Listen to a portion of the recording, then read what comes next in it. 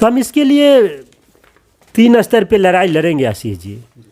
विभागीय पदाधिकारी से पत्राचार कर रहे हैं, उसके बाद हम सरकार को ध्यान आकृष्ट कराने के लिए पदयात्रा करेंगे और उसके बाद अंत में न्यायालय की शरण में भी जाएंगे।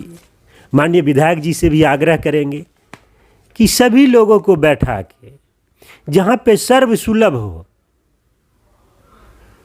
वहाँ पे प्रखंड संचल कार्यालय बनाने का एक सर्वसम्मति से एक प्रस्ताव भेजे जो सभी लोगों को मान्य हो और शैक्षणिक वातावरण, वह जो शैक्षणिक धरोहर है विद्यालय, उसकी ज़मीन को बचा ले।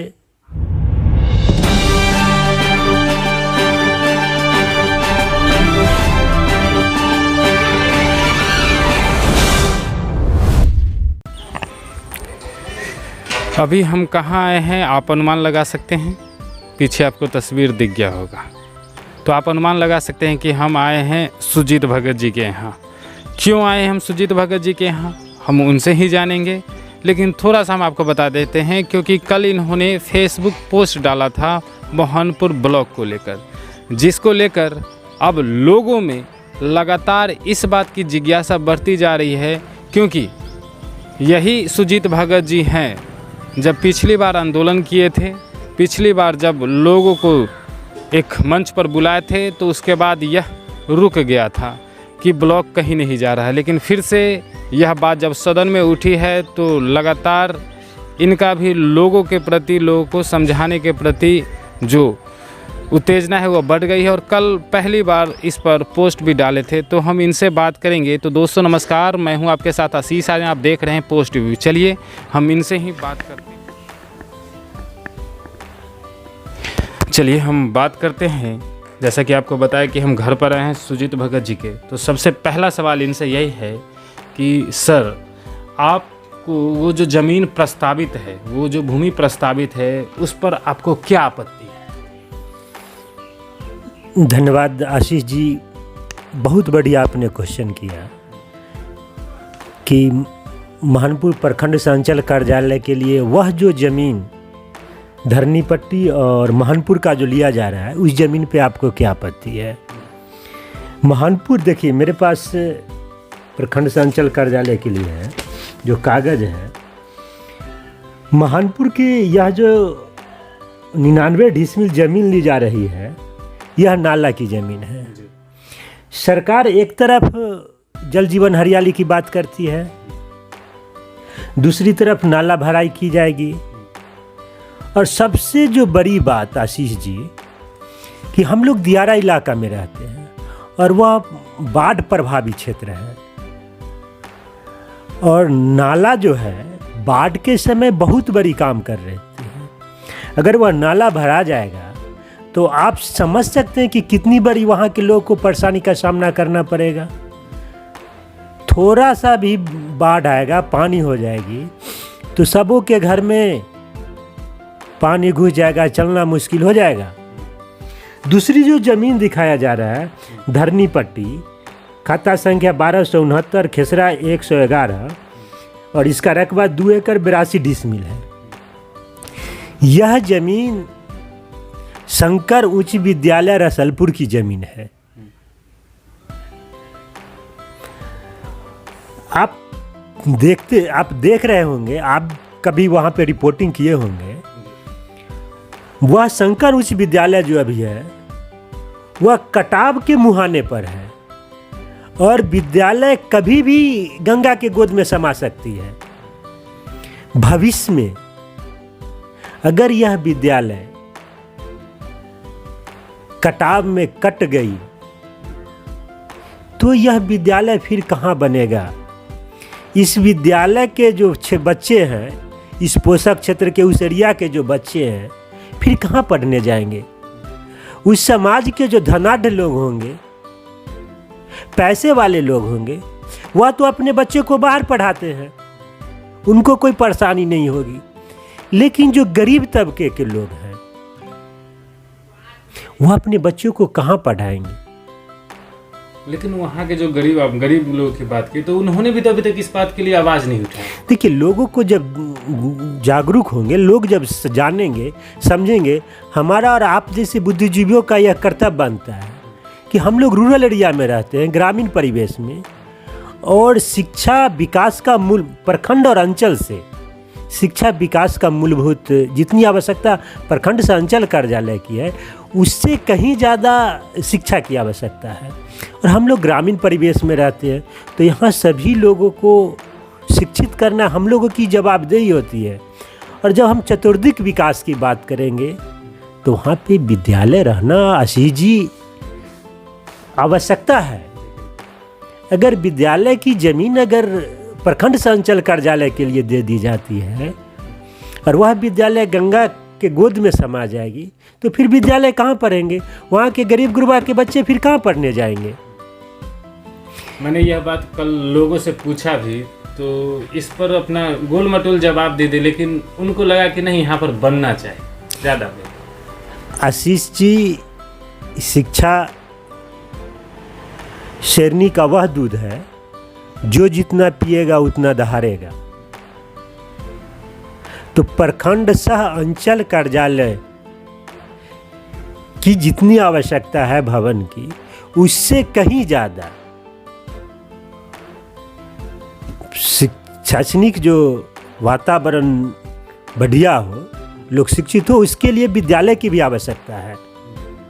अच्छा, पिछली बार आपको तो जब ये बात को आगे बढ़ाए तो भरपूर समर्थन जनता का मिला था कि अगर मान लीजिए इस बार कुछ बदलाव करके फिर से अपील किया गया है, अगर इस बार सर जो आप बात का आंदोलन छेड़ने की बात कर रहे हैं, अगर सरकार इस बार नहीं माने तो अगला कदम क्या होगा? देखिए आशीष जी, कुछ नहीं हुआ है। पुरानी बोतल सब चीज़ वही है, सिर्फ उसमें नई चीज़ डाल दी गई है। पुरानी बोतल में नई शराब है, सब चीज़ वही है। लोग जिस दिन समझ जाएंगे, लोगों को अभी एक भ्रमित किया जा रहा है कि अलग से हम कुछ विद्यालय की ज़मीन छोड़ देंगे पढ़ने के लिए, जबकि वह ज़मीन 2 एकड़ 82 डिसमिल जो ज़मीन है, वह सभी ज़मीन विद्यालय का ले लिया गया है। वही तो पूछ रहे हैं कि अगला कदम, अगर सरकार इस बात को नहीं मानती तो आपका अगला कदम क्या होगा? देखिए आशीष जी, हम लोग सामाजिक कार्य करता है। कल आपके पोस्ट डालने से अब समाज में यह बात फैलने लगी कि सुजीत भगत जी फिर से इसमें इंटरफेयर कर रहे हैं, क्योंकि आपका जो भी कदम होता है उस समाज में प्रभावित करता है, क्योंकि आपके ही कदम उठाए गए, पेपर पर ही सही, लेकिन बछवाड़ा हाजीपुर बछवाड़ा रोड के लिए पेपर वर्क हुआ, क्योंकि आपका कदम एक एक कदम ना समाज को प्रभावित करता है। देखिए आशीष जी, हम शिक्षा प्रेमी भी हैं और समाज में सामाजिक कार्यक्रम करते हैं, तो हमारी यह भूमिका बनती है कि हम लोगों को जो शैक्षणिक वातावरण बनाने में उसकी हम कैसे मतलब निर्माण कर सकें।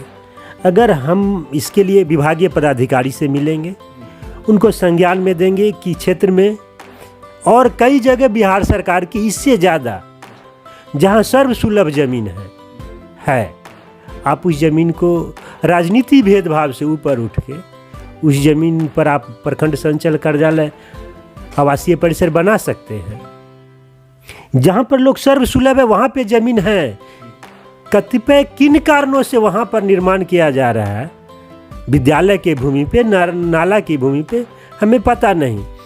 तो हम विभागीय पदाधिकारी से मिलेंगे, उनको संज्ञान में देंगे। उसके बावजूद भी अगर विभागीय पदाधिकारी नहीं माने तो हमारा जो जन आंदोलन होता है, हम एक क्षेत्र में पद यात्रा प्रारंभ करेंगे। विद्यालय की और नाला की भूमि को बचाने के लिए हम पद यात्रा करेंगे। लोगों को इस शैक्षणिक जो हमारी धरोहर है उसको बचाने के लिए हम पद यात्रा करके लोगों को इसके प्रति जागरूक भी करेंगे, सरकार का ध्यान आकृष्ट कराएंगे। उसके बाद भी अगर विभागीय पदाधिकारी सरकार के कान पे जू नहीं रेंगती है तो हम न्यायालय की शरण लेंगे। क्योंकि पिछली बार जब पद यात्रा का आप घोषणा किए थे तो इसी साल क्लियर हो गया कि पेपर वर्क में अब बनेगा बछवाड़ा, तो आपका पद यात्रा बहुत ही समाज में फैलता है एक तरफ, और लोग वहाँ पर एकजुट होकर आपके साथ खड़े हो जाते हैं? देखिए आशीष जी, हम लोग जो काम करते हैं वह समाज हित की काम करते हैं, और इसमें बहुत सारी, देखिए यह 2021 में प्रखंड संचल कार्यालय के लिए जो कागज गया था उसमें भी काफ़ी त्रुटियां थी, और अभी यह 2022 में जो सरकार के पास प्रस्ताव अंचल से भेजी गई है इसमें भी बहुत सारी त्रुटियां हैं। पहले ही सरकार के तरफ से दिशा निर्देश है कि अगर प्रखंड में कहीं बिहार सरकार की ज़मीन न हो तो जो दूसरे विभाग की ज़मीन है उसको एक्वायर्ड करके बनाया जा सकता है, लेकिन अभी 3 एकड़ प्रखंड संचल कार्यालय के लिए 3 एकड़ 81 डिसमिल ज़मीन ली गई है, जबकि दूसरे जगह इससे ज़्यादा क्षेत्र में इससे ज़्यादा ज़मीन है। सरकार उस जगह को चिन्हित करवावे, वहाँ पे काम करवावे। और मैं यहाँ के जनप्रतिनिधि माननीय विधायक जी से भी आग्रह करेंगे कि सभी लोगों को बैठा के जहाँ पे सर्वसुलभ हो वहाँ पे प्रखंड संचल कार्यालय बनाने का एक सर्वसम्मति से एक प्रस्ताव भेजे जो सभी लोगों को मान्य हो, और शैक्षणिक वातावरण, वह जो शैक्षणिक धरोहर है विद्यालय, उसकी ज़मीन को बचा ले, नाले की ज़मीन को बचा ले। बिहार सरकार भी कहती है कि आहर नहर की ज़मीन पे कोई काम नहीं होगा, तो हम इसके लिए 3 स्तर पे लड़ाई लड़ेंगे आशीष जी। विभागीय पदाधिकारी से पत्राचार कर रहे हैं, उसके बाद हम सरकार को ध्यान आकृष्ट कराने के लिए पद यात्रा करेंगे, और उसके बाद अंत में न्यायालय की शरण में भी जाएंगे। यानी कि आपका पूरा ये ओवरऑल बात किया जाए तो सिर्फ शिक्षा व्यवस्था और वह नाला को बचाने के लिए यह प्रक्रिया चल रही है। हाँ, विद्यालय देखिए, बगैर शिक्षा के आप विकास की बात ही नहीं कर सकते हैं, तो वह शिक्षा को ध्वस्त करने का एक षड्यंत्र है।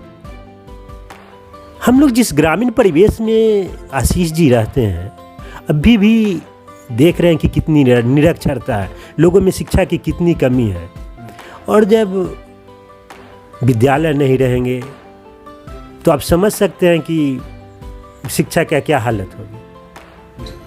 बहुत बहुत धन्यवाद हमसे बात करने के लिए। धन्यवाद।